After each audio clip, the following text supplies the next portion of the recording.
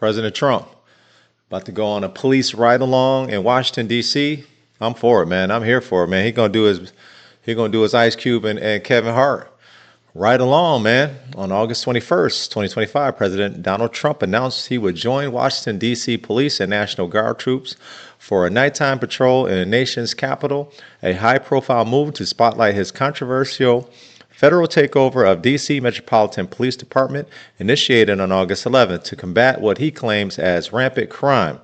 Despite city data showing a 26% drop in violent crime in 2025 and a 30-year low in 2024, as reported by several news outlets, Trump patrol, described as a job with law enforcement on the Todd Starnes show, follows his deployment of 800 National Guard troops and federal agents to patrol tourist-heavy areas like the National Mall, prompting criticism from Mayor Bowser and 79% of D.C. residents who oppose the takeover, per Washington Post. As well as concerns about overreach, with legal challenges pending over the Home Rule Act limits. The viral moment, amplified by posts on X, has sparked heated debate over federal authority, crime statistics, and Trump's motives, with critics calling it political stunt and supporters praising his hands on the approach. I personally think this is a great thing.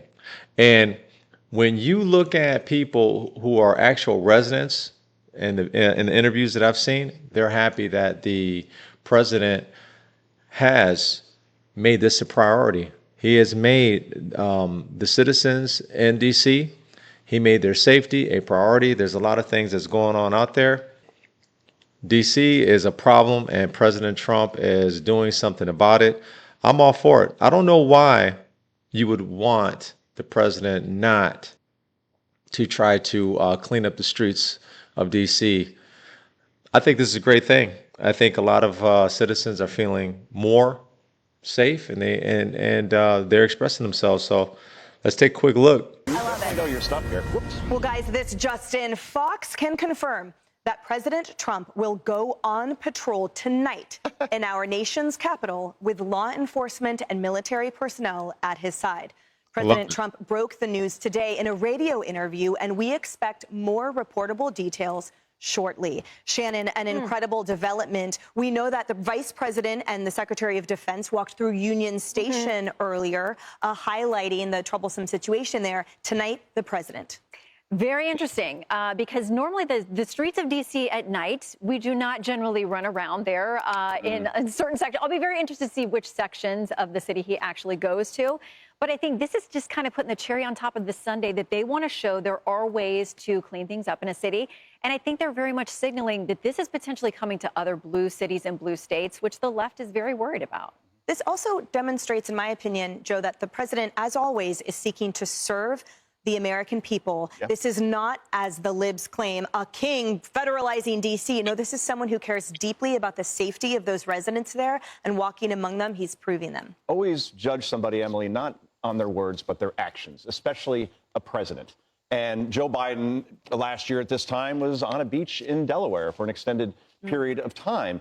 Trump, from what I have seen, has not taken an August vacation. Maybe he plays a little golf here and there, but here he is owning the news cycle once again. The bottom line is that 91% of D.C. residents think that crime is a serious or top concern in that city. We've all been there. We've all gone through Union Station. I would tell you that even where I work, 16th and K, right near the White House, I wouldn't go outside at past 9 o'clock at night. And that is our nation's capital, the greatest country in the world. And it cannot be acceptable that it has a higher crime rate by 6 times over than Peru, Lima, the capital there. And yeah, obviously cities throughout this country. If Washington, D.C. was a state, it would have the highest homicide rate per capita. That cannot continue anymore. And Donald Trump's going to go out there tonight. Is he going to arrest anybody? No, of course not. But it's a show of force. And that's what Trump is doing right now. And Democrats, they want to defend this. They want to criticize this. It's like being anti-cancer, like being the way they are talking about crime being A-OK in Washington, D.C., when we know that's not the case. It's a show of solidarity,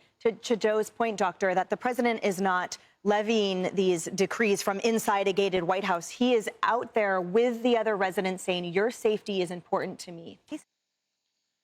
I agree. I agree with what President Trump is doing. He needs to take this over to Chicago. He needs to take this to L.A. Philadelphia, there's plenty of cities that could use this type of leadership because President Trump wants to do something about it. American citizens deserve to feel safe. Criminals have been allowed to operate with impunity in a lot of cases, and President Trump is doing something about it. So let's go over to this next video. J.D. Vance and Hegseth also toured D.C., and there's going to be some statistics on what's going on in terms of crime in D.C. Vice President Vance firing back at people protesting the federal takeover of D.C.'s police department. Take a listen. This is the guy who thinks people don't deserve law and order in their own community. Pete Hegseth and Stephen Miller were also on hand. They were there to thank National Guardsmen who've been protecting Union Station. Here's what the vice president told Laura Ingraham. I had heard from a couple of friends who used to avoid Union Station because there were vagrants and there were crazy people screaming at kids, that they avoided Union Station. But over the past 9 days, since the president did this emergency order, it looks a lot better. It feels a lot safer. So I was talking with Stephen Miller and with Pete Hegseth about this in the Oval Office yesterday. And I was like, we should just go over there and say hello to people. And you've got a lot of National Guardsmen over there, some D.C. cops who have been heckled by some of the protesters. So I thought, what a good show of moral support to have the vice president and some of the senior team at the White House show up. We bought him some burgers, hang out with him a little bit. And President Trump writing on Truth Social, quote, just like our southern border is now 100% secure, Washington, D.C. is safe again, and we have just begun the process of revival. The Vice President, Defense Secretary, and Deputy Chief of Staff showing their support to National Guard soldiers and the police and drawing the ire of protesters. Let's hear more from that video.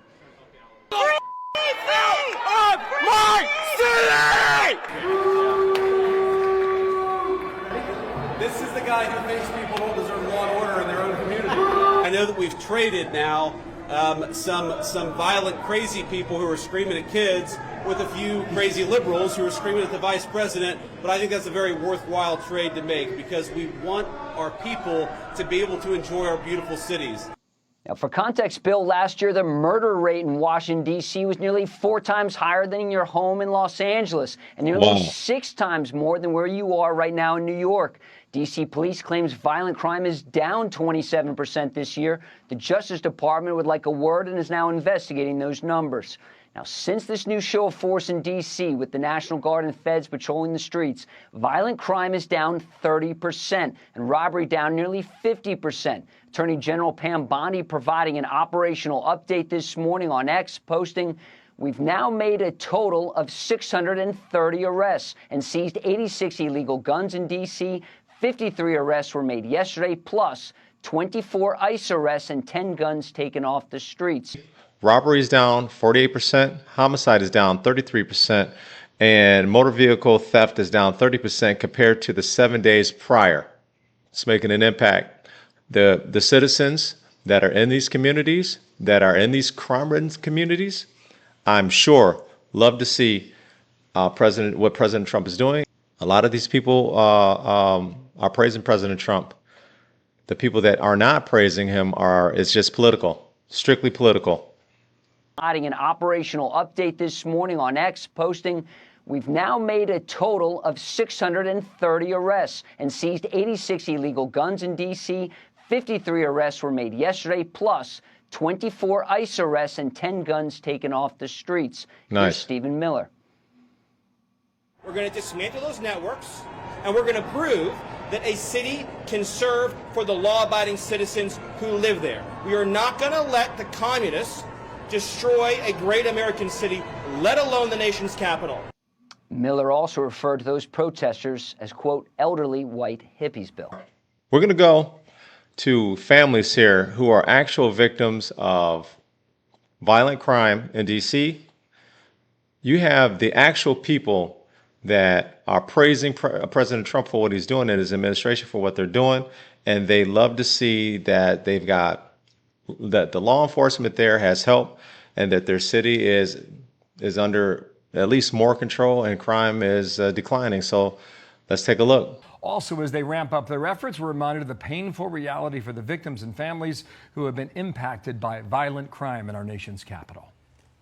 My brother is not a number. All these people are not numbers. They are humans. It was frankly due to the grace of God that the 4 steps he did get in didn't kill me. While I was sitting in the hospital recovering, I found out my attacker had just been released from prison the day prior. I go to those crime scenes. I sit with those families who the medical examiners is picking their bodies up off the ground. I deal with this. It is a problem.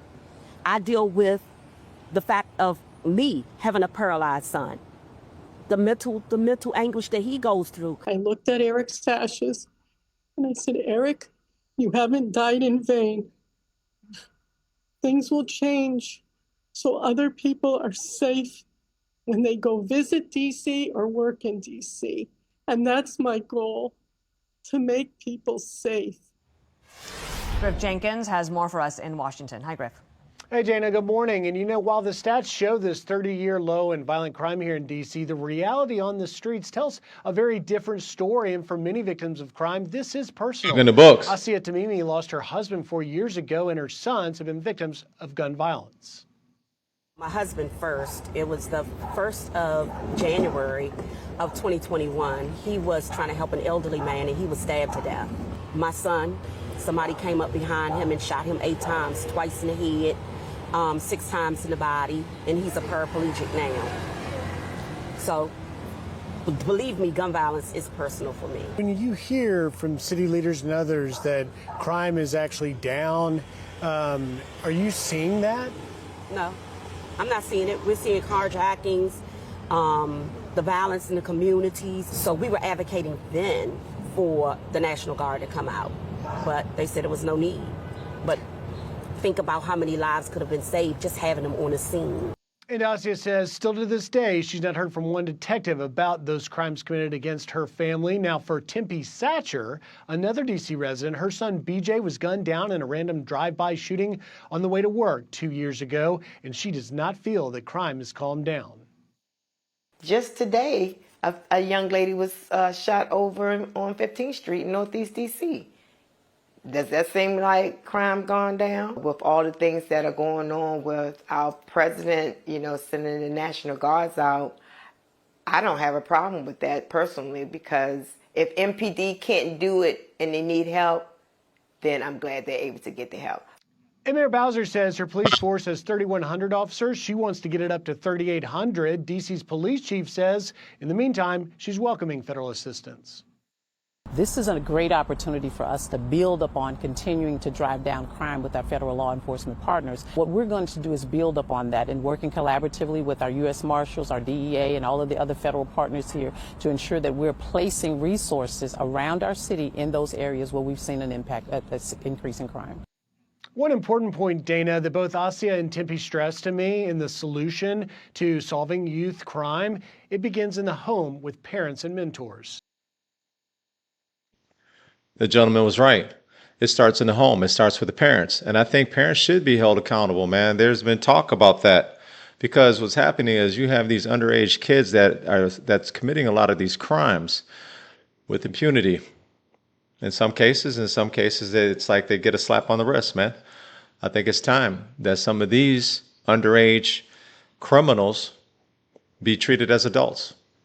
But this is where it all started, man. They messed around with a member of DOGE, Department of Government Efficiency. Brother's name was Big Balls, known as Big Balls. And this is where it all stems from, man. President Trump sending a message to the local leaders in Washington, D.C., clean up the joint or I'll do it for you. Writing a scathing post on Truth Social, blasting city leaders for letting a violent youth crime wave spiral out of control that left Edward Korstein, a former DOGE employee, brutally beaten. Look at that photo. The president is calling for juvenile criminals to be prosecuted as adults. The president says, quote, if D.C. doesn't get its act together and quickly, we will have no choice but to take federal control of the city. And the numbers don't lie. D.C. has the 4th highest homicide rate in the nation. Juvenile arrest rates are nearly double the national average. I don't have a problem with what President Trump is doing. I hope he does this with a lot of the crime-ridden cities throughout the country. starting with, after this, Chicago, you have Philadelphia, you have LA, you have so many cities in this country where the citizens are afraid to come out at night. You have tax-paying citizens, people that have been in these communities their entire lives, just want to go to work and take care of the families. And what happens is when you're not tough on crime, crime starts to come in and people take advantage of situations. And then you have citizens, a lot of our elderlies, our elders are afraid to even come outside. You got people in DC who are part of government, who's part of the media. They're afraid to come outside and they know it. So kudos to President Trump and his administration, man. I love what they're doing.